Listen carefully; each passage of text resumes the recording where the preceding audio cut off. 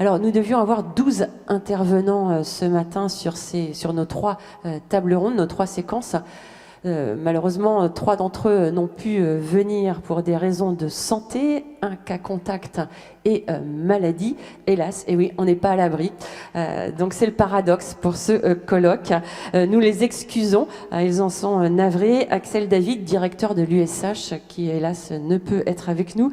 Erwan Tripon également, directeur de l'AFR de Chaumes-en-Ré et la structure Solia.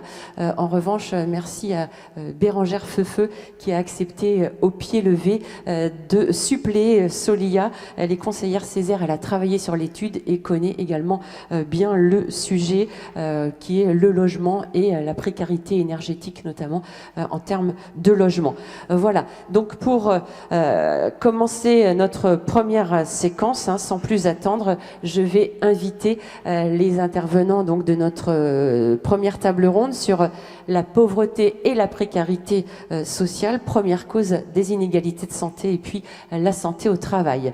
J'appelle donc Caroline Urbain à bien vouloir venir prendre place ici.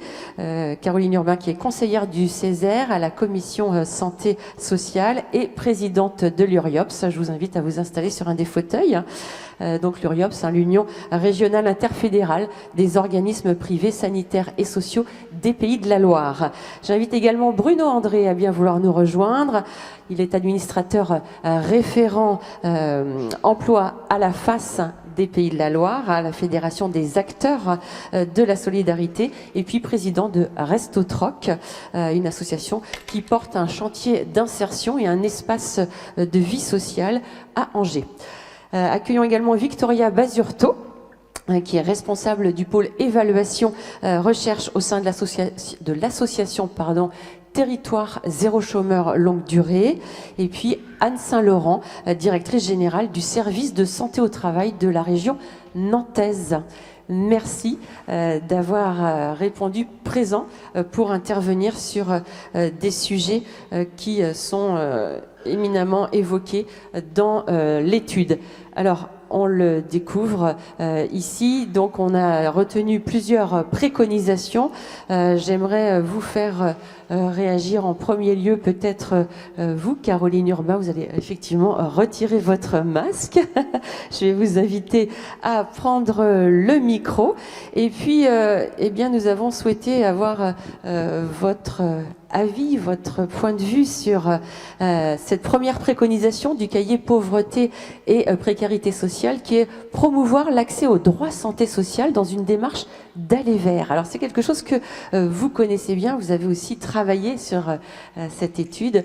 Alors en quoi cette démarche vous paraît pertinente ? Bien, merci pour... Ah oui, autant pour moi, je suis allée un peu trop vite, excusez-moi. Une séquence vidéo a été tournée, vous avez raison de le souligner Sylvie, puisque certaines personnes ont accepté de témoigner. Donc, excusez-moi, nous allons vous proposer de découvrir cette vidéo introductive pour nos 2 thématiques. J'invite donc ceux qui sont à distance à bien vouloir lancer la vidéo également en même temps que notre équipe ici présente va nous présenter cette vidéo. Alors effectivement, c'était important de pouvoir visualiser cette première vidéo qui est au cœur du sujet. Comme on l'a vu, vous connaissez bien le sujet. Alors on souhaitait avoir votre réaction par rapport à cette démarche d'aller vers, promouvoir l'accès aux droits santé sociale. Dans cette démarche, en quoi elle vous paraît pertinente, Caroline Urbain ? Alors, en quoi cette démarche est-elle pertinente ? Donc, on l'a entrevu dans la vidéo, là.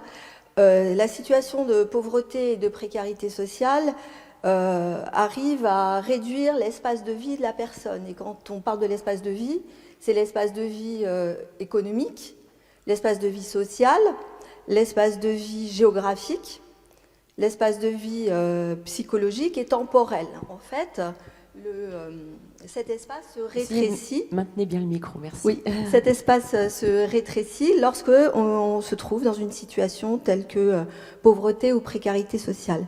Donc, ça veut dire que la distance entre les acteurs et la personne, elle s'accroît. Il y a des barrières qui s'érigent. L'étude le montre bien. Donc en cela, on comprend que aller vers apparaît comme pertinent, c'est-à-dire que c'est les acteurs qui ont à se mouvoir pour aller au plus près des besoins des personnes dans ces situations. Donc voilà pour ce premier point. On pourra ensuite, avec les autres éclairages, en débattre et puis avoir des questions. Mais Bien sûr.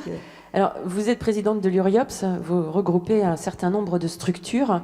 Comment ces démarches se déclinent à travers les structures que vous regroupez ? D'accord. Alors, juste 2 mots. On unit des structures associatives ou plus largement à but non lucratif qui œuvrent dans le secteur social et médico-social. Et là, les adhérents et les partenaires avec lesquels on travaille, on peut constater qu'il y a des personnes qui sont effectivement dans des démarches de lutte contre la précarité, mais on constate aussi que la question de la pauvreté, que la précarité sociale, malheureusement, diffuse aussi bien depuis la petite enfance jusqu'à la jeunesse. On en parle beaucoup actuellement, pour les personnes en situation de handicap et de vieillesse. Donc finalement, la question de l'aller vers va être assez différente selon effectivement les problématiques des différentes personnes. Ça, c'est un point important pour casser un peu l'image de la personne pauvre, elle est dans une catégorie. Ça, c'est un point qui me semble important. Alors, comment ça se décline ?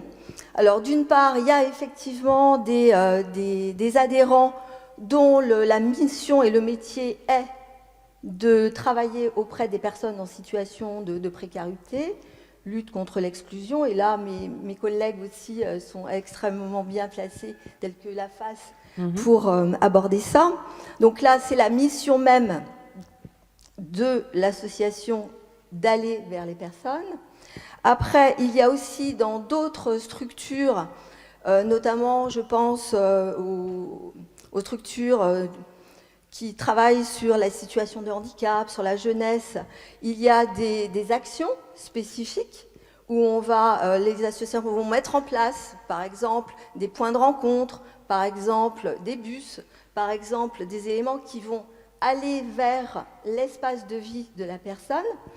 Et puis, le troisième point aussi, c'est aussi toutes les démarches de participation qui vont faire qu'on va construire un lien entre, quand je dis l'institution, quelle qu'elle soit, et la personne, de telle sorte qu'elle puisse s'exprimer et prendre part aussi aux décisions, aux orientations.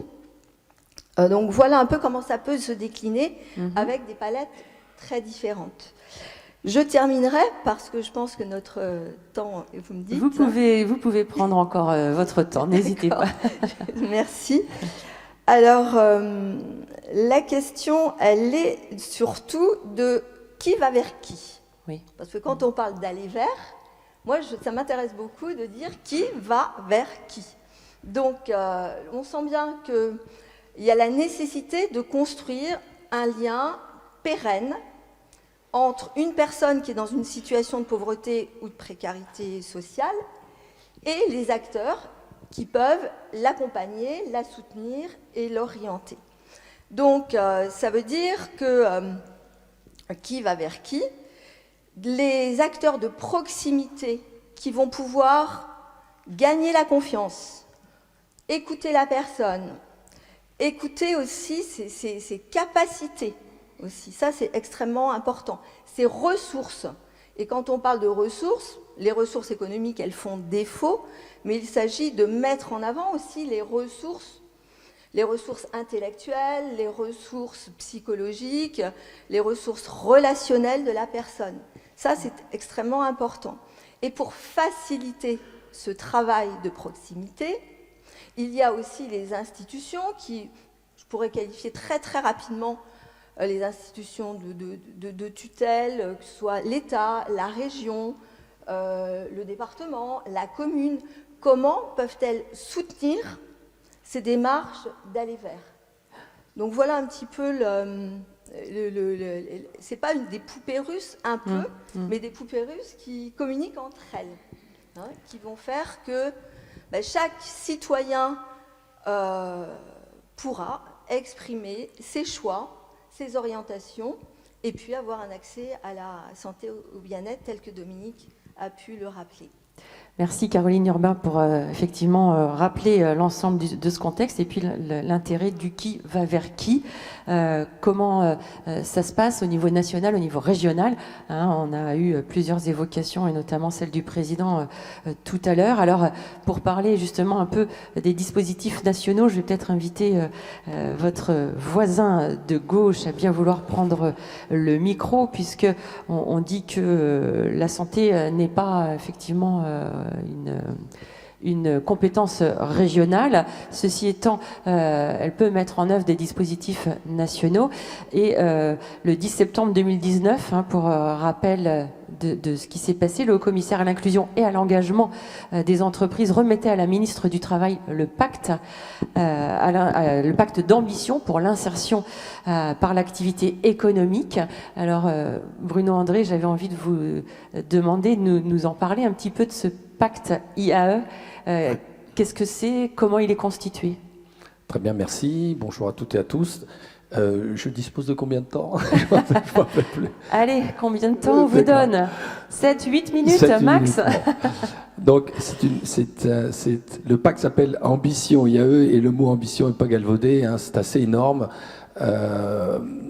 Rétrospective, pour remonter avant la remise du pacte à la ministre, il faut savoir que donc l'IAE a été retenu dans le cadre de la stratégie de lutte et de prévention contre la pauvreté par le président de la République et présentée en septembre 2018, c'est-à-dire un an avant. Et l'ambition était la suivante, et quand on entend le chiffre, on peut comprendre après la complexité et l'ampleur du travail, c'est de passer, parce que bon an, mal an, on a 140 000 personnes qui sont en parcours d'insertion dans ce pays, en France, à 240 000 personnes, c'est-à-dire une augmentation d'un peu plus de 71% de personnes en parcours. C'est inédit, c'est un truc monumental. Donc, bonne nouvelle pour les personnes concernées, c'est-à-dire environ les 2 millions de personnes qu'on ne voit plus, qui sont installées malheureusement dans la pauvreté et la précarité, des chômeurs de très longue durée, etc. 2 millions, c'est une estimation, à peu près, on pourrait s'accorder sur ces chiffres. Et lorsque c'est présenté par le président de la République, évidemment, il ne dit pas comment on va le faire, il dit voilà ce qu'on va faire. Et l'État va mettre cette énergie-là pour passer de 140 000 à 240 000 personnes. Le pacte Ambition, lui, est le moyen qui a été conçu pour arriver à atteindre cet objectif. Pendant un an, toutes les parties prenantes, à travers le comité d'inclusion par l'emploi, ont travaillé sur comment mettre en œuvre, c'est de l'ingénierie, voilà. Et très très rapidement, au bout d'un an, ça va vite un an, c'est très rapide, a pu remettre ce pacte à la ministre du Travail. Donc vous voyez, il y a déjà 2 ans qui sont passés par rapport au début du quinquennat. Et puis, on ne parlera pas de l'épisode Covid qui a bien freiné les choses. Et donc tout de suite, dans ces préconisations, puisque le pacte s'inscrit comme étant un guide d'action qui se décline en 5 engagements et 30 mesures. On verra la place du Conseil régional après parmi ces mesures. Donc ce guide d'action permet donc au gouvernement et aux acteurs de s'engager justement dans cette action qui doit permettre cette augmentation de 70%. Voilà pour la trame générale. Dire aussi que on est aujourd'hui en 2021. Il a fallu une petite année pour revoir l'arsenal législatif, c'est-à-dire vous avez des idées, vous voulez les mettre en œuvre, il faut tenir compte évidemment du droit, de la loi. On va modifier certaines lois pour permettre aux acteurs d'avoir la capacité, la puissance, l'énergie et la marge de manœuvre pour passer à l'action. Donc il y a des lois qui ont été modifiées, on va y revenir, puisque un petit bilan sur où on en est aujourd'hui par rapport au pacte Ambition IAE. Alors pourquoi l'insertion par l'activité économique a-t-elle été retenue pour ce combat contre le chômage des personnes les plus fragiles et les plus précaires? Parce que l'IAE, l'insertion par l'activité économique, concilie l'économique et le social, la mission sociale et l'activité économique. Les structures d'insertion par l'activité économique ont ce levier puissant et pertinent de proposer aux personnes qu'elles accompagnent en parcours d'insertion 3 choses. tout de suite un contrat de travail, c'est un CDD de droit commun, contrat à durée déterminée, des formations et un accompagnement adapté, vous l'avez évoqué tout à l'heure madame, un accompagnement adapté, ça veut dire on va travailler et on va progresser au rythme et aux besoins et aux ressources mobilisées par la personne. On ne rentre pas dans un schéma préformaté, ça ne marche pas, tout le monde le sait, hein, ça a déjà été largement démontré. Et l'objectif de ce parcours, qui va durer 24 mois maximum, c'est peu 2 ans, quand on a affaire à des personnes qui sont à la limite de la marginalité, qui sont dans un processus de paupérisation, depuis de nombreuses années, 2 ans, 24 mois, ça passe très très très vite. L'objectif, c'est de sortir du cercle vicieux de la précarité, des stratégies de survie, à travers l'emploi, une mobilisation intrinsèque des ressources et des convictions de la personne, qui est le seul moteur qui permet à un individu d'agir durablement, pour aller vers l'emploi durable.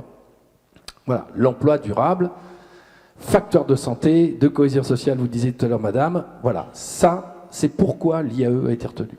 Alors, je ne sais pas si j'ai été complet là, ça va pour l'IAE, ça vous va? Ça me paraît très intéressant en tout cas. Vous l'avez évoqué, la crise n'a pas facilité la mise en œuvre de ce pacte. Donc aujourd'hui, 2 ans après, comme vous le disiez, on en est où et qui l'anime?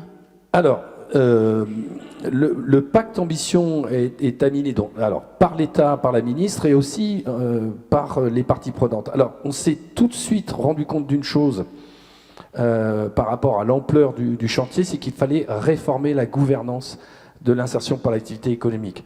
L'idée, c'était de sortir d'une animation de logique administrative un peu, vous voyez, descendante, hein, qu'on connaît bien dans notre pays, par une animation de coopération territoriale et transversale de toutes les parties prenantes, à commencer par les collectivités territoriales. Il y en a une qui est bien placée pour parler d'activité économique et de développement économique, c'est la région. C'est tellement vrai qu'elle est citée d'ailleurs dans la mesure numéro 22, je vous donne le numéro de la mesure, hein, il y en a 30 dans le pacte ambition, qui concerne la réforme de la gouvernance, c'est le conseil régional. La région est la mieux placée en compétences, en pertinence, en prérogatives et en moyens pour agir à cet endroit-là. Le CRIE, Comité régional de l'inclusion dans l'emploi, va piloter les stratégies et les budgets et les priorités pour faire avancer le pacte, l'évaluer, le dynamiser, etc. La région ne va pas être la seule présente, hein. Il y a aussi les conseils départementaux, le service public de l'emploi, bien sûr, les représentants des réseaux de l'IAE et du handicap et des collectivités territoriales. Mais le CPER, le contrat de plan État-région que connaît notre président et les membres du CESER, est très important. Il finance en partie d'ailleurs ce contrat de plan, l'animation et l'activation du pacte ambition IAE. Je rappelle, 140 000 à 200 000. Aujourd'hui, on a bien progressé, à 240 000, on a bien progressé. Des lois viennent de tomber, elles sont tombées à la fin du mois d'août de cette année, début septembre, et elles permettent aux acteurs de l'IAE d'être auto-prescripteurs. Si on veut avoir plus de gens, il faut que les structures, les acteurs de territoire puissent prescrire des parcours d'insertion. Avant, ça passait par Pôle emploi, il y avait des lourdeurs administratives, etc. Les critères d'éligibilité, bien sûr, l'accès à l'IAE pour les seniors et le prolongement des parcours d'insertion pour les personnes de plus de 57 ans. Je parle de plus en plus, j'ai l'impression que je suis en retard. Ça va aller? Voilà, on va... Oui. Les jeunes, et aussi 2 choses importantes, et je m'arrêterai là, permettre le cumul, l'adjonction entre le CDD et le CDI, et pouvoir aussi essaimer sur 4 dispositifs importants. Ça fera le lien avec territoire zéro chômeur longue durée, d'accord, convergence, tapage, territoire zéro chômeur longue durée et Sève Emploi, mais vous allez parler de territoire zéro chômeur, qui permettent à des gens très éloignés de l'emploi, des gens qui sont à la rue, des jeunes, des moins jeunes, de pouvoir rejoindre les dispositifs de l'IAE. Je suis bon là, dans le timing? C'est parfait. Ça va. Merci Bruno André. Peut-être qu'on aura l'occasion effectivement de vous faire réintervenir tout à l'heure, si le temps nous le permet. Vous avez raison, vous nous avez fait un beau lien avec une structure locale, effectivement, le territoire zéro chômeur longue durée, qui est une expérimentation, mais Victoria Basurto va en parler beaucoup mieux que moi. On sait que l'accès à l'emploi est effectivement déterminant pour le bien-être et la santé en matière d'estime de soi notamment. Et cette expérimentation, elle a été faite avec une première vague. Pour la deuxième vague, 5 territoires des Pays de la Loire se sont mobilisés. Territoire zéro chômeur de longue durée, donc c'est une expérimentation soumise au vote d'une loi d'autorisation pour se déployer. Est-ce que vous pouvez justement rapidement nous expliquer un petit peu cette expérimentation ? Alors oui, bonjour à tous et merci pour l'invitation et nous permettre aujourd'hui de partager avec vous autour d'un sujet qui est au cœur aussi des questionnements qu'on se pose en termes de l'expérimentation. Les projets territoires zéro chômeur de longue durée est un projet qui a vu le jour grâce à une loi qui a été votée en 2016, qui a permis à 10 territoires en France de pouvoir expérimenter à partir de janvier 2017. Cette expérimentation consiste à pouvoir donner la possibilité à des personnes qu'on considère privées d'emploi, la possibilité d'avoir un CDI, donc du droit commun, à temps choisi. Et ces personnes sont employées dans une entreprise qui s'appelle une entreprise à but d'emploi, qui, elle, dans le cadre d'une animation territoriale importante menée par un comité local pour l'emploi, a donc cette mission de pouvoir donner une solution à toute personne qui soit privée d'emploi sur les territoires, en répondant aussi aux besoins du territoire. On va aller voir quels sont ces besoins sur lesquels il n'y a pas d'acteurs économiques positionnés pour pouvoir proposer une solution via les personnes et via la création d'activités. La question de cette première loi, donc, a permis à 10 territoires d'expérimenter. Aujourd'hui, nous avons constaté que l'expérimentation a donné ses fruits. Elle est basée sur 3 principes sur lesquels j'aimerais revenir, mais je ne vais pas trop m'attarder parce que j'ai bien vu que sur les dossiers qui a été fait par les SSR, il y a, page 45, si ma mémoire ne me fait pas défaut, une description très concrète et très précise en fait de ce que c'est l'expérimentation et comment elle est pilotée. Donc ça me permettra aussi d'avancer sur d'autres sujets. Alors, le projet est donc basé sur 3 principes. C'est lui que personne n'est inemployable lorsque l'emploi est adapté à la personne. Donc, on va aller chercher effectivement les compétences, c'est ce qu'on sait faire, c'est ce qu'on souhaite faire et pourquoi on est considéré comme personne privée durablement d'emploi et en quoi on est prêt à s'engager. Le deuxième principe fondamental du projet est celui de ce n'est pas le travail qui manque, parce qu'il y a un grand nombre des travaux utiles et une grande diversité de ces travaux qui restent à réaliser sur les territoires.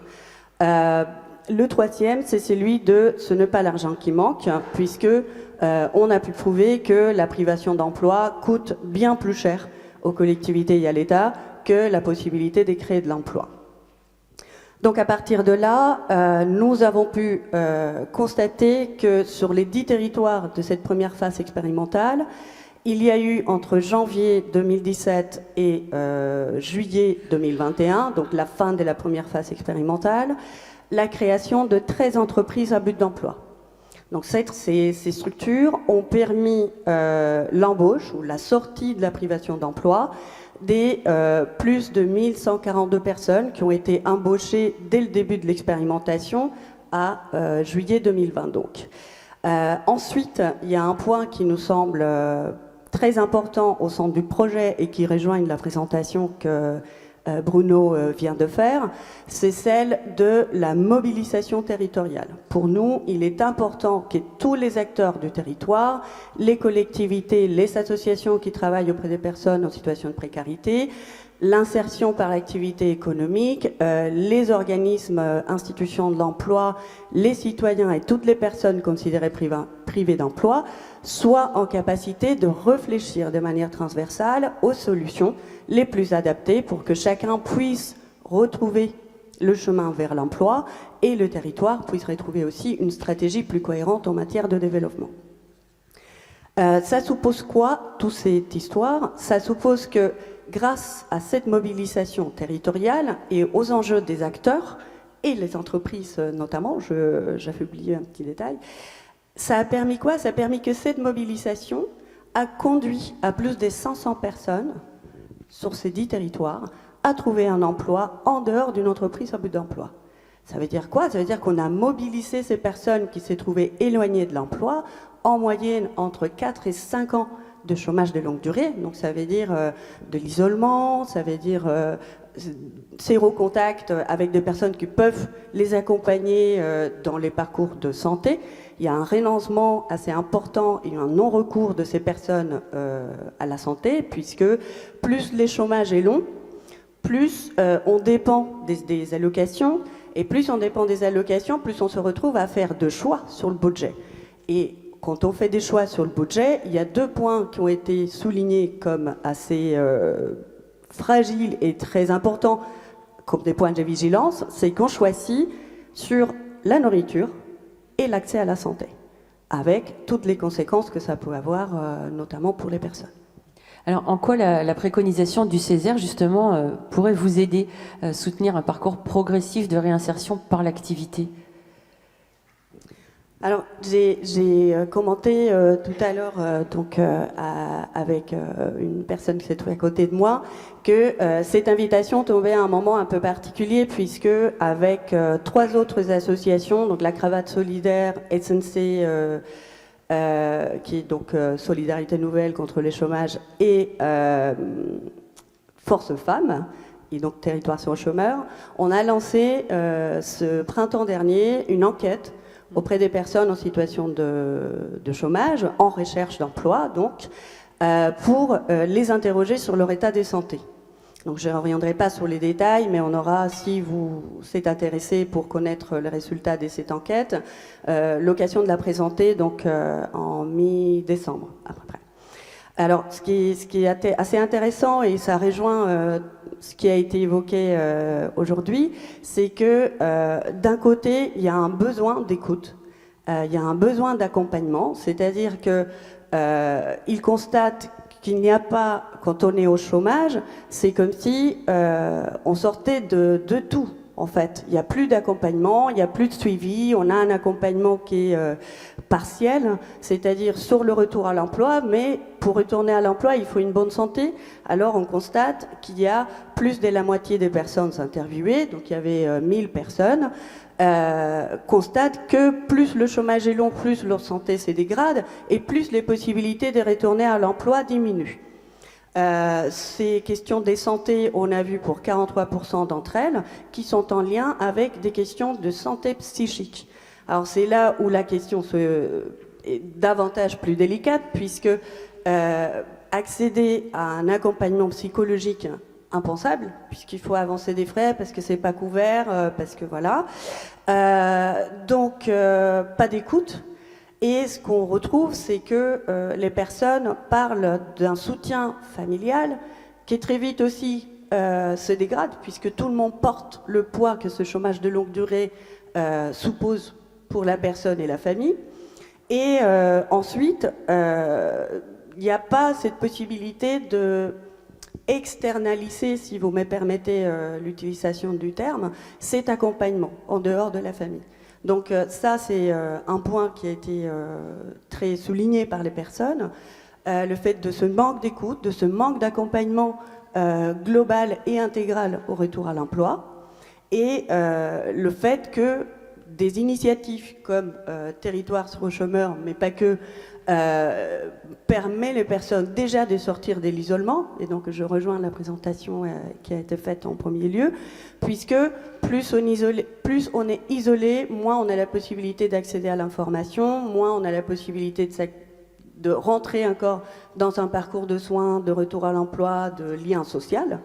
Et donc voilà, la phase de mobilisation du projet, même s'il n'y a pas d'entreprise créée, cette phase de mobilisation permet les personnes de récupérer de confiance en soi, de retrouver d'autres personnes qui se trouvent dans la même situation, de créer d'autres formes de solidarité, de sortir aussi toute la possibilité qu'ils ont, leurs compétences, leurs souhaits, et les mobiliser pour arriver à un projet commun qui apportera une solution en termes de sa construction de son propre emploi, mais aussi un développement territorial qui est davantage très valorisant.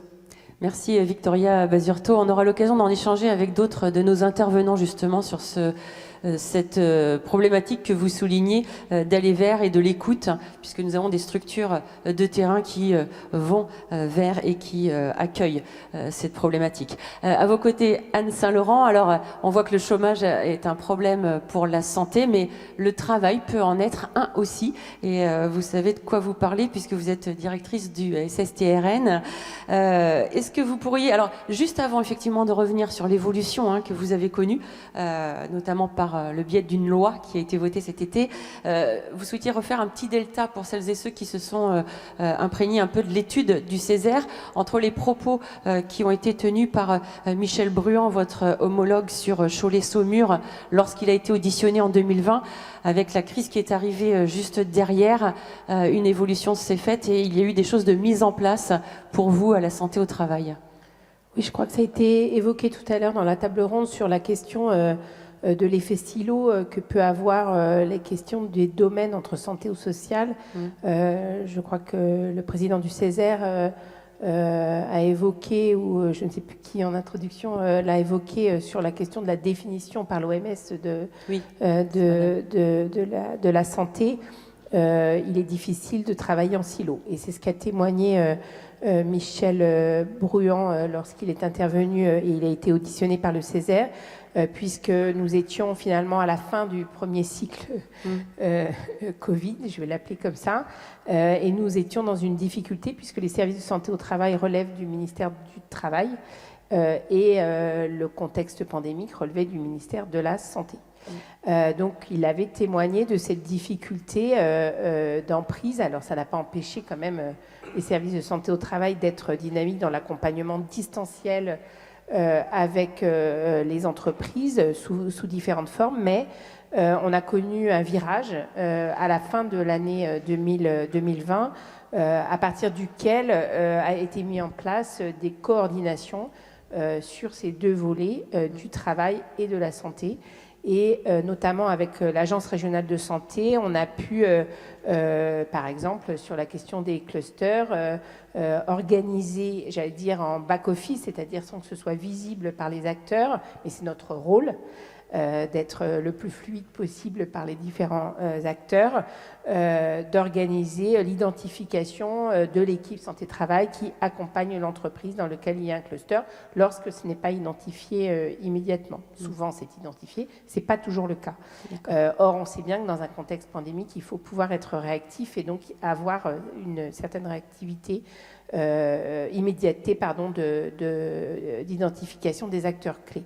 Autre exemple, la mise en place au printemps 2021 d'un centre de vaccination qui en soi était unique en France puisqu'il a été mené par le SSTRN que je dirige, mais au-delà de ça c'est anecdotique, c'est surtout le fait qu'il soit ouvert en population générale pour pouvoir vacciner l'ensemble de la population en soutenu et préparé avec l'Agence régionale de santé, bien sûr. Donc on voit bien qu'on peut apporter des réponses en proximité, adaptées aux besoins, à partir du moment où on arrive à lever, d'ailleurs c'est ce qu'ont témoigné chacun des acteurs de la table ronde, les effets un peu figés ou administratifs de nos organisations, puisqu'on a cette chance d'avoir une grande richesse de la protection sociale en France, mais aussi une grande complexité en soi.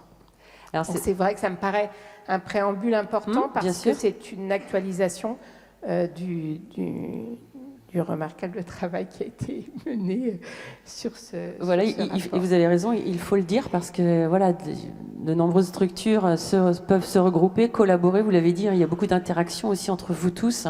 La santé au travail, vous travaillez de manière un peu différente aujourd'hui. Le déploiement se fait beaucoup sur la prévention.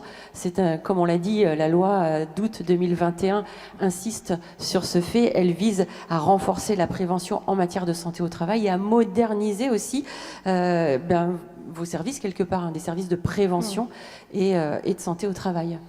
Oui, je pense qu'on est vraiment là dans l'écho de la troisième préconisation, développer la prévention santé dans les entreprises nigériennes, notamment les PME-TPE.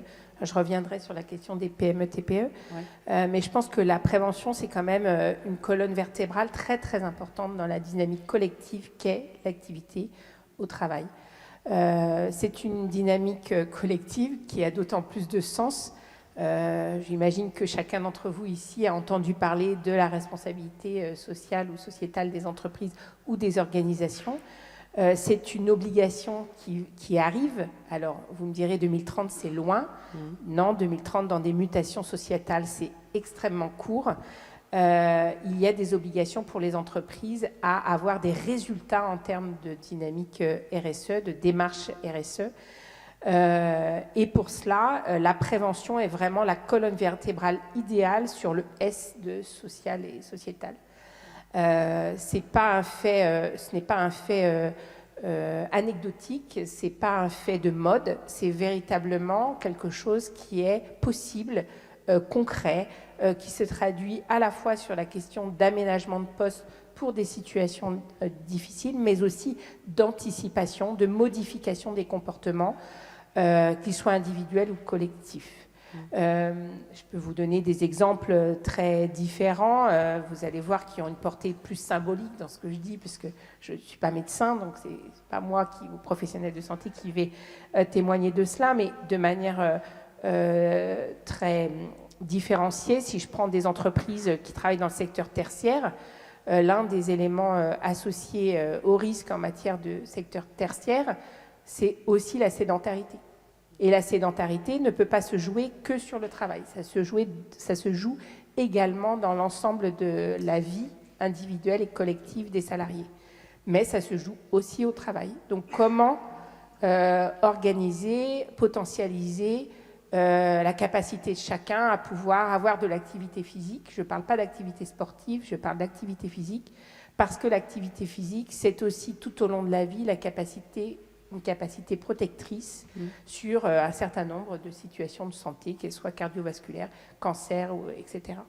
Donc, et c'est aussi sur le vieillissement, c'est-à-dire qu'une fois qu'on a pris l'habitude d'avoir une activité physique, voilà. Donc vous voyez bien que quand on touche à des domaines qui peuvent paraître très segmentés, en fait, on touche en matière de santé sociale à une roue, un cercle vertueux ou vicieux en fonction de la situation dans laquelle on est. Donc ce sont des dynamiques dans les entreprises qui sont possibles. Alors évidemment, dans des entreprises industrielles de plus en plus robotisées, on peut avoir moins de problématiques de troubles musculo-squelettiques que l'on en avait il y a quelques décennies. Ça ne veut pas dire qu'on n'en a pas aujourd'hui, qui sont la conséquence de situations d'il y a 20 ou 30 ans. C'est toute la problématique de la prévention, c'est que c'est du travail de long terme et que les mesures qui sont faites sont parfois extrêmement biaisées. Heureusement, il y a eu un certain nombre de travaux à l'échelon européen, par exemple, qui montrent que l'investissement en matière de prévention, c'est à peu près 10 fois la récupération du point de vue sociétal. Voilà. Sauf que la prévention en France est malheureusement très, très orientée sur les questions organiques. On fait la prévention d'un organe, d'une maladie, mais on ne fait pas la prévention au sens global, au sens de l'OMS, et ça, c'est quelque chose qui est vraiment très, très important.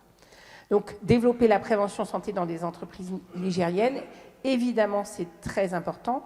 Évidemment, la loi du 2 août 2021 qui est ensuite de l'accord national interprofessionnel, donc qui associe les partenaires sociaux également, a mis l'accent et a accentué les conditions, non seulement les conditions de travail, mais qualité de vie au travail et prévention. Donc ça, c'est vraiment une colonne vertébrale extrêmement forte. Mais aussi, elle impose qu'il puisse y avoir une forme de, je dirais pas résultat, parce que c'est très difficile et forcément la prévention, pour l'évaluer, c'est multifactoriel. Donc c'est forcément très compliqué, mais en tout cas, une obligation affirmée de moyens par rapport à ce qui se passe dans les entreprises. Et notamment les PME, TPE, ce point est très important parce que si dans les organisations des entreprises de grande taille, il y a une infrastructure qui permet l'accompagnement, l'analyse de l'information, l'accompagnement dans les PME, TPE, la distance peut être faite à l'obligation de fonctionnement de l'entreprise et à la moindre ressource disponible pour s'occuper de ces sujets-là. Or, on sait que plus on le travaille en amont et plus on on peut sensibiliser et modifier des choses qui sont imperceptibles au départ, mais qui ont des effets secondaires très, très importants. 2 leviers, par exemple, au moment de la création de l'entreprise, au moment où l'entreprise va recevoir son premier salarié, et même pour le dirigeant d'entreprise, comment penser la structure dans une démarche de prévention, quelles sont dans son activité les problématiques qui se posent. Les échanges entre pairs de ce point de vue-là sont des éléments très très importants.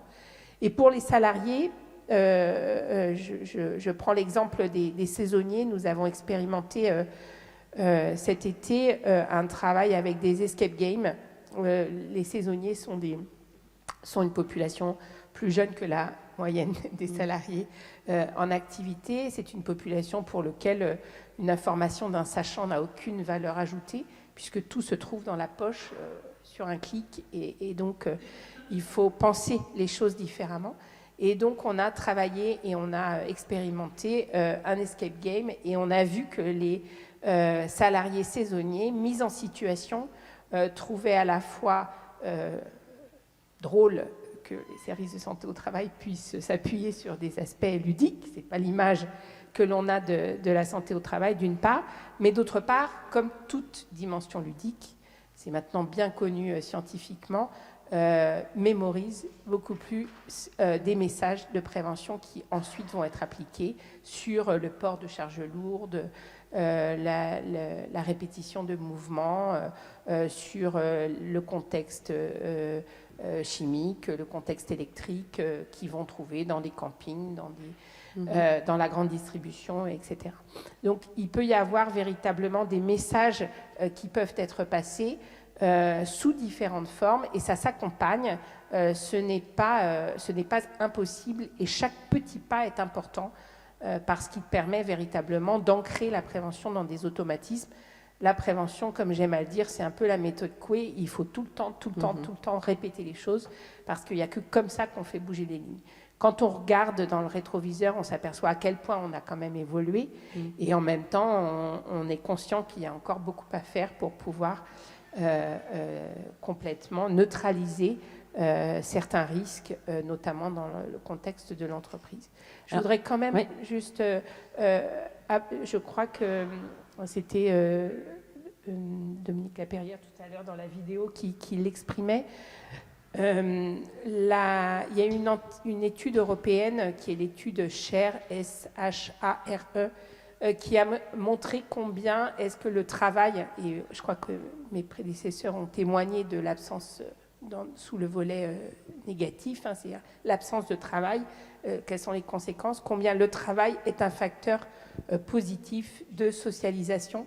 Et cette étude SHARE a également montré à quel point ça avait un impact sur les sociétés en termes de vieillissement de la population et de qualité de vie en vieillissant, puisque plus le travail est long en termes d'activité, et plus la qualité de vie en vieillissant est importante. Évidemment, quand je résume cette étude par cela, il y a plein de conditions à cela, puisqu'il y a les questions liées à... Là, je parle des questions techniques, je ne parle pas de questions politiques.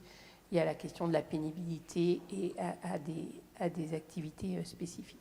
Donc, on voit combien est-ce que développer la prévention, c'est vraiment un enjeu très, très important, et ce n'est pas inatteignable, ce n'est pas un Graal dans un monde idéal, c'est juste pragmatique, comment apporter des messages et les accompagner dans la vie de l'entreprise. Merci beaucoup. Alors, on est un petit peu en retard sur notre programme, mais j'aimerais quand même vous inviter à nous donner un mot, parce que vous avez évoqué la démarche RSE qui va être prégnante et vraiment très très importante pour tous. Et au sein de la RSE, il y a le bien-être, bien sûr, il y a aussi l'égalité homme-femme, dans la mesure du possible.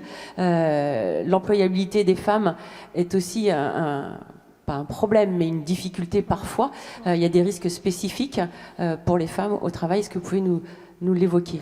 Oui, quand on a préparé cette table ronde, effectivement, j'ai souligné que dans la lecture du rapport, ce qui m'a marqué, c'était par exemple la question du travail atypique des femmes et du non-accès à du travail en horaire atypique, oui. Et sur le fait que du coup, il y avait une marche arrière sur l'accès à ce travail parce qu'il y avait ces problèmes, souvent dans des familles monoparentales, de garde d'enfants, etc. Et j'ai réagi en disant à la fois ça m'interpelle et en même temps, je pense que c'est un sujet de société et qu'il serait intéressant que plutôt de se dire qu'il y a... il n'y a pas de solution. On peut travailler aussi sur la question, par exemple, des gardes d'enfants, même pendant 2 mois, 3 mois, c'est-à-dire le temps qu'un salarié trouve un rythme dans son activité professionnelle et donc les conditions de garde ultérieures, pouvoir avoir des gardes d'enfants à des horaires décalés quand on prend un poste au pied levé, c'est-à-dire en 24 heures, 48 heures. Comment je peux trouver des solutions. Je pense que ça, c'est bien lié à la fois aux besoins pour la salariée, là je vais en parler au féminin, de pouvoir exercer une activité professionnelle, d'avoir toutes les retombées positives de protection sociale, de reconnaissance, etc., mais aussi pour l'entreprise de pouvoir avoir de la main-d'œuvre, des acteurs engagés et disponibles. Et c'est sûr que si on a un problème de garde d'enfants, eh ben la disponibilité est très relative et l'incertitude plus grande que... Voilà. Donc, quand nous avions échangé, effectivement, je soulignais à quel point est-ce que quand on parle de ces sujets-là, il faut les appréhender sous l'angle sociétal et pas uniquement sous l'angle de la situation individuelle. Exactement. Merci beaucoup d'avoir apporté ce complément. Je vous remercie infiniment de vos témoignages. On va s'arrêter là sur cette première thématique parce qu'effectivement, on a un timing un peu serré. Donc, merci beaucoup. Je vais vous inviter à reprendre votre place et nous allons passer... On prend le temps quand même ? Voilà, excusez-moi, j'avais peur que... Voilà, excusez-moi, j'aurais dû demander l'avis. Je suis désolée. C'est vrai qu'on souhaitait... Je ne savais pas si vous m'autorisiez à prendre le temps des questions-réponses.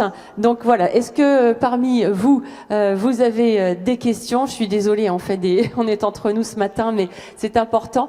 C'est vrai qu'on souhaitait aussi vous solliciter sur vos retours de questions. Si vous, structure installée dans la salle, avez des questions complémentaires à l'égard de nos intervenants, si on peut se permettre de prendre le temps, c'est formidable. Donc si vous souhaitez poser une question, vous appuyez juste sur le bouton rouge un peu en longueur, là, et vous prenez la parole, votre micro s'allumera, la LED s'allumera, vous pourrez ainsi poser votre question. Alors, je ne sais pas qui souhaite un complément. Oui, faites-moi signe, ou alors allumez votre micro, non ? Si, je crois entendre un... Ah voilà, pardon, excusez-moi, monsieur. Oui, je lève ça. Vous pouvez, oui. Georges Joutot, président de l'URAF. J'avais une question très technique à M. André. Vous avez formulé tout à l'heure le fait de cumuler CDD et CDI. Alors c'est très technique, mais je n'ai pas compris comment c'était possible. Alors je vous invite à reprendre le micro. Merci pour la question. Il y a plein de trucs que je n'ai pas dit. Vous pouvez retirer votre masque si vous voulez pour qu'on vous entende mieux. Et ça, c'est un petit peu la révolution chez nous. C'est-à-dire que l'idée... les personnes dans une structure d'insertion par l'activité économique sont en CDD. Actuellement, c'est comme ça que ça se passe. Le décret d'application de loi qui est tombé à la fin du mois d'août va permettre de faire une accumulation des 2 types de contrats. Le but, c'est d'accompagner la personne vers la pleine autonomie et le temps plein. On est dans une SIAE en milieu semi-ordinaire quand même, d'accord ? Il y a, qu'on le veuille ou non, un effet cocooning. On verra, enfin, j'ai pas le temps d'en parler, mais il y a d'autres dispositifs qui permettent aux personnes de mettre le pied à l'extérieur, d'expérimenter, de tester leurs projets et de s'acclimater au milieu ordinaire du travail. Le CDI, la personne, mettons, est à 20 heures ou 30 heures, à 30 heures dans le chantier d'insertion, prenons un chantier d'insertion ou une entreprise d'insertion. Elle va pouvoir avoir, avec un effet de vase communicant, un CDI qui peut aller progressant dans une entreprise ordinaire, du secteur concurrentiel, mettons 10 heures, et on réduit la part de travail dans le chantier d'insertion. L'idée, c'est de mettre un pied dans le milieu ordinaire tout en gardant l'accompagnement et le soutien de l'équipe du chantier. C'est très important. Et à la fin du parcours, la personne, quand elle quitte la structure, elle se retrouve en CDI à temps plein. Ça, c'est l'idéal, hein, c'est le but à atteindre dans l'entreprise. Et elle quitte donc le chantier d'insertion en lui restant, mettons, un petit moins de 20 heures de CDD et avoir 10, 15 heures, 20 heures, 30 heures, vous voyez, par phénomène de vase communicant. Et ça, la loi ne le permettait pas. La décret d'application de loi vient d'être voté, voilà, ça nous permet de faire ça. C'est un outil très puissant, j'attends de le voir, voilà, en tant que président d'Asso, j'attends de voir ça se mettre en œuvre. Donc merci pour cette question. Effectivement, j'imagine qu'on aurait pu dire encore beaucoup d'autres choses. Oui, madame, allumez le micro. Voilà. Oui, bonjour. Donc je ne sais pas si ma question a vraiment lieu d'être, mais on parle de précarité, donc santé sociale. On n'a pas tellement parlé de la place du handicap, du maintien dans l'emploi et donc en termes de précarité, d'accès aux soins. Comment ça se passe? Parce que c'est dit temps plein, c'est fabuleux, mais pour une personne qui n'en a pas les possibilités physiques, quels sont les... On connaît les freins, mais quelles sont les solutions justement pour pallier à ça, s'il vous plaît? Alors oui, allez-y, Victoria Basurto. Je ne répondrai pas de manière globale sur la question de l'accès à handicap. Voilà, okay. Juste témoigner peut-être d'un point de vue du projet, ce qui me semblait peut-être pertinent, et et revenir sur deux choses. Donc la première, c'est que quand j'entendais parler sur la question de les femmes, pour répondre à ces deux questions en même temps, les femmes qui ont des difficultés, voilà, pour retourner à l'emploi, puisqu'il y a des soucis de garde. Je pense que la question qui se pose, c'est pas qu'est-ce qu'on fait pour la garde. La question qui doit se poser aussi, c'est moi, en tant qu'employeur, qu'est-ce que je peux faire pour aménager davantage les temps de travail sur des circonstances qui ne sont pas particulières. Parce que il y a beaucoup de femmes qui travaillent aujourd'hui qui sont confrontées exactement à ce même problème. Ça me permet de rebondir sur la question de l'enquête santé qu'on avait fait, où 80% des personnes qui ont répondu à cette enquête, sur les 4 réseaux, c'était des femmes, qui témoignaient notamment de cette difficulté quand on est en famille monoparentale, de se réinsérer au travail, mais aussi de comment, étant tête d'une famille monoparentale, au chômage de longue durée, on fait des choix même sur tout ce qui est en lien avec les gynécos, avec ces serviettes hygiéniques, hein, parce qu'au bout d'un moment, ça coûte trop cher et puis personne ne les procure. Donc comment qu'on fait? Donc je pense que la question est, et je reviens au projet pour répondre à la deuxième question, c'est quand on adapte l'emploi à la personne, la question elle ne se pose pas. C'est-à-dire, c'est ça qui propose le projet quand on dit qu'on propose des CDI à temps choisi. On a constaté dans le projet Territoire zéro chômeur que ça a bénéficié davantage des femmes qui avaient des questions de garde, parce que le temps choisi permet d'adapter sa journée et de concilier sa vie de famille et sa vie en tant que salarié, mais aussi ça a permis à des personnes en situation de handicap non seulement de se faire accompagner dans la reconnaissance de handicap, puisque on a constaté aussi qu'au début du projet pour les 10 premiers territoires, eh bien, on se retrouvait avec un pourcentage assez important des personnes qui, étant porteuses de handicap, ne s'étaient pas rapprochées des structures pour faire reconnaître l'handicap et pour se faire accompagner. Donc il y a eu un partenariat très important qui a été créé avec la GFIP et qui nous accompagne désormais pour la 2e phase expérimentale qui démarre déjà et dont, petite parenthèse, le territoire de Pontchâteau dans la région a été retenu ce mardi comme un des territoires habilités, donc qui verra bientôt ouvrir les portes d'une entreprise à but d'emploi sur son territoire. Et donc, cet accompagnement de la GFIP a permis non seulement de faire en sorte que tous les emplois soient adaptés, de faire tout un travail sur les questions d'ergonomie, et aussi de prendre en compte tous les besoins des personnes qui s'étaient déclarées et qui avaient une reconnaissance à la qualité de travailleur handicapé. Ce qui est intéressant, c'est que sur le modèle, vous ne pouvez pas voir que la personne est porteuse d'handicap parce que ce poste est adapté à l'handicap de la personne. La logique du projet, c'est de faire en sorte que tous les emplois et tous les postes de travail soient adaptés à n'importe quel salarié et que la question de l'adaptation ne vienne pas jouer à l'encontre de l'image des salariés vis-à-vis de ses collègues. Donc on ne pourra pas dire la personne est handicapée parce que regarde, il y a une plateforme ou voilà. Non, c'est que le poste est adapté et permet à n'importe qui de le faire dans les conditions nécessaires pour justement ne pas créer des problèmes liés à l'activité. Alors justement, Madame Saint-Laurent, je crois que vous voulez rebondir par rapport à ça. Alors, qu'il n'y ait pas d'ambiguïté avec ma voisine. La question, quand je parlais d'horaires atypiques et par rapport au travail des femmes, je pensais à des activités pour lesquelles on n'a pas le choix. Je pense qu'il y a des activités en santé dans lesquelles ça doit être 24 heures sur 24. Il n'y a pas le choix des horaires. Donc, il y a ces éléments-là auxquels je pensais. Pour revenir plus directement à la question de Madame sur la question de maintien en emploi, c'est à peu près 2 à 3% de l'accompagnement qui est réalisé chaque année par les services de santé au travail. Donc sur le territoire, ça représente à peu près 3000 aménagements de postes d'accompagnement pour favoriser le maintien en emploi. Et donc, c'est-à-dire un temps de travail qui peut être, d'ailleurs, on pense souvent à des aménagements ergonomiques. Ça, c'est le cas, évidemment, mais ça peut être aussi des aménagements d'horaire ou des aménagements liés à des conditions d'activité qui, elles, peuvent avoir des répercussions plus psychiques. Mais en tout cas, on a une réalité d'accompagnement dans les services de santé au travail pour le maintien en emploi qui est conséquent. Malheureusement, on a dans 3/4 des cas un maintien dans l'emploi à l'issue de cet accompagnement et dans un quart voilà, donc à peu près 1000 personnes, un peu plus de 1000 personnes qui sont, elles, pour lesquelles la situation rencontrée va amener à une sortie de l'emploi en question.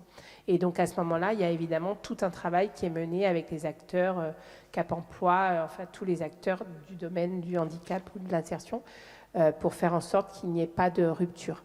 La question est forcément très complexe parce que qu'elle soit liée à un traumatisme physique ou à une rupture dans d'autres circonstances, la question de la reconstruction et de l'envie de passer à une nouvelle étape est forcément quelque chose de très compliqué. Alors, vous voulez ajouter un mot, Bruno André, n'hésitez pas. Deux petites secondes par rapport à Cap Emploi, par rapport à la réforme de la gouvernance, le comité régional de l'inclusion dans l'emploi. Cap Emploi fait partie de la gouvernance. Très important. Très bien, merci pour cette précision. Y avait-il d'autres questions Oui, monsieur. Ma question s'adresserait plutôt à monsieur André Bruno. Vous avez évoqué que la région était sans doute le mieux placée pour être le coordonnateur des interventions en matière d'IAE. Je suis du sud Vendée, de la région de Luçon, au Conseil de développement. Depuis 1 an, nous essayons de travailler sur les personnes qui sont en difficulté en matière de santé, mais aussi en matière d'emploi. Ce que nous observons dans les associations de l'IAE ou les entreprises intermédiaires, c'est qu'elles sont relativement cloisonnées les unes par rapport aux autres et qu'elles ne se parlent pas et quelquefois elles sont même concurrentes. Et donc elles nous ont demandé en tout cas de voir qui pourrait être le médiateur entre elles pour faire progresser la réflexion tant en matière d'emploi qu'en matière de santé pour ces gens-là. Est-ce que la communauté de communes ne pourrait pas être le lieu le plus décisif de ce côté-là, même si elle n'a pas les compétences en matière de santé et qu'elle ne se donne pas souvent les compétences en matière d'activité économique? Allez-y, oui. Oui, c'est quelle région, monsieur? Je vous ai pas. Sud Vendée. Luçon. Sud Vendée. Luçon, oui. Sud Vendée littoral. Alors, dans le pacte, un des objectifs du pacte, c'est le rapprochement entre les structures de l'insertion par l'activité économique. On demande d'ailleurs à la région de favoriser ce type de rapprochement. Dans la préconisation qui est faite dans l'étude, c'était d'aider, que la région puisse aider, soutenir financièrement les têtes de réseau qui contribuent au rapprochement et au lien entre les structures de l'insertion par l'activité économique. Je suis, moi, en titre de la Fédération des acteurs de la solidarité, représentant de celle-ci dans l'inter-réseau de l'IAE. On sait que c'est un problème et qu'il faut qu'il y ait plus de coopération et de rapprochement entre les structures dans les territoires. Alors, est-ce que c'est la communauté de communes? Moi, je pense que ça devrait d'abord interpeller les réseaux, les têtes de réseau. 99% des acteurs de l'IAE font partie d'un réseau, que ce soit la Fédération des entreprises d'insertion, Chantier École, les GEC, l'AFAS, je cite le CORAS, les régies de quartier, etc. D'accord? Et c'est un objectif qui est clairement décrit dans le pacte Ambition IAE. Si on veut réussir ce qu'on est en train de faire ou ce qu'on se propose de faire, il faut être tous ensemble et se rassembler sur le territoire et se parler. Et là, la région doit aider les têtes de réseau justement à atteindre cet objectif. Alors, les communautés de communes, on a fait il y a peu de temps, je parle du département du 49, la tournée entre guillemets des popotes sur le territoire d'Angers, Angers-Loire Développement, où on est allé voir têtes de réseau et élus de la communauté d'Angers-Loire Développement, enfin Angers-Loire, on est allé voir tous les donneurs d'ordre, les mairies, voilà, pour parler de l'inclusion, pour parler des SIAE, etc., des donneurs d'ordre. Donc c'est des étapes, on doit faire les choses ensemble. Ça c'est très très clair et se rapprocher. Et les communautés de communes, c'est aussi un acteur économique important. Hein. Ça c'est très très clair. Je ne sais pas si j'ai répondu à votre question, monsieur. Le micro, s'il vous plaît. Les têtes de réseau, je crois que c'est tout à fait utile qu'elles soient sensibilisées fortement, et elles le sont. Oui. De par l'activité qu'elles conduisent. Le problème, c'est le croisement qui est de manière verticale, quand on prend les réseaux et les têtes de réseau, avec le croisement territorial, où se trouve le territoire d'une communauté de communes. Et c'est là que la jonction, me semble-t-il, n'est pas suffisamment faite. Vous avez raison, et l'échelon qui manque, c'est le comité territorial de l'inclusion dans l'emploi, c'est-à-dire celui qui se trouve sous la région, le CTIE, qui va être créé, qui fait partie aussi du pacte Ambition IAE, qui doit créer une entité où tout le monde va se rencontrer, mais à l'échelle d'un département, et là sont présents les comités de communes. Alors, c'est un peu de retard sur la mise en œuvre, il échappe à personne que là on touche un paradigme important, hein, dès qu'on parle de transversalité, de coopération, de coordination, et où ça croise, vous l'avez bien décrit, monsieur, on est engoncé depuis des décennies et décennies dans un fonctionnement, un descendant jacobinisme, hein, on parle toujours de tuyaux d'orgue, etc. Et là, on doit faire des trous dans le millefeuille et même retirer des couches. Donc ça va prendre un certain temps. Mais c'est la volonté du pacte, et en tout cas, les réseaux sont arc-boutés, très actifs. La première réunion du CRIE préfiguration date de janvier. Covid a bien ralenti les choses. Et là, on est en train de faire le forcing pour que cette réforme passe et qu'on puisse résoudre les problèmes que vous décrivez parfaitement. Très bien, merci beaucoup pour ces questions. Alors, une dernière question hein, pour cette première thématique. Ah, vous, madame aussi, alors. Je ne sais pas si on peut... Allez, allez-y, madame. Bonjour, Marie-Hélène Lawani de l'URAF, l'Union régionale des associations familiales. Moi, je vais être beaucoup plus terre à terre, puisque pauvreté, précarité, je vais parler petit budget. Et je ne vois pas comment on peut parler de pauvreté et de précarité sans parler des ressources des familles. On rencontre de plus en plus de parcours professionnels chaotiques, professionnels ou pas, avec des ruptures de revenus quand il faut passer du travail à Pôle emploi, de Pôle emploi avec Pôle emploi, on retrouve du travail et on retourne à Pôle emploi, ou maladie, etc. Et il y a souvent beaucoup de ruptures de revenus dans ces parcours-là. Ce qui n'a pas joué en faveur de ces familles-là, c'est quand l'APL est devenue trimestrielle. Ça, c'est une catastrophe pour les familles, parce que tous les 3 mois, ils ne savent pas combien ils vont avoir les 3 mois qui viennent. Et il y a des variations quand même qui sont assez importantes. Vous parliez d'aller vers. Alors, c'est bien aller vers, oui, sauf que moi, il me semble quand même que dans les structures où je suis, les travailleurs sociaux sont submergés. Et quelquefois, pour avoir un rendez-vous en urgence, il faut 3 semaines. Donc, ça pose quand même un certain nombre de problèmes. Et on a de plus en plus de mal dans les structures à recruter. Hein, ça, c'est général. Donc, bon, j'ai pas de questions particulièrement, mais il faut quand même parler de ces problèmes-là, parce que tout à l'heure on en reparlera sur le logement. Toutes ces ruptures de parcours influent sur les impayés de loyer, sur tout ce qui s'ensuit. Passage au CCAS, impayés de loyer, FSL, commission d'expulsion quand on est rendu au bout, etc. Donc, moi, je voudrais qu'on parle de ça aussi.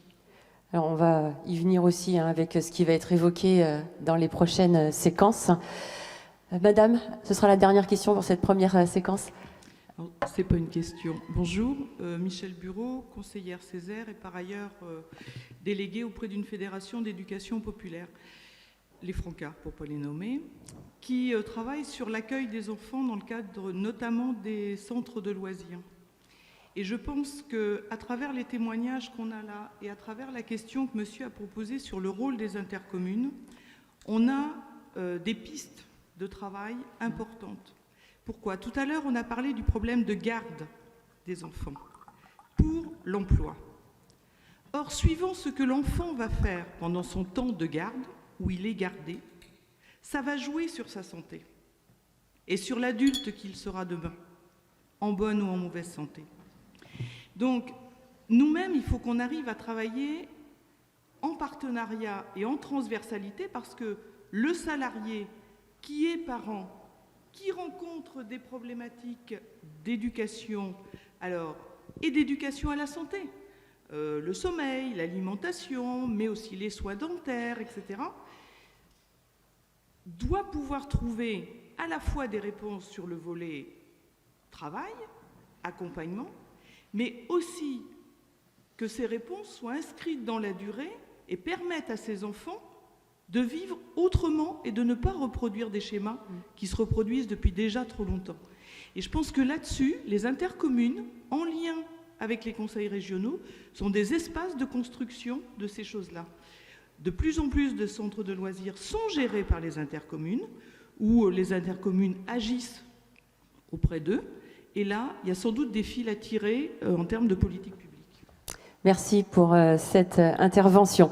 Nous allons clore cette première séquence dès à présent.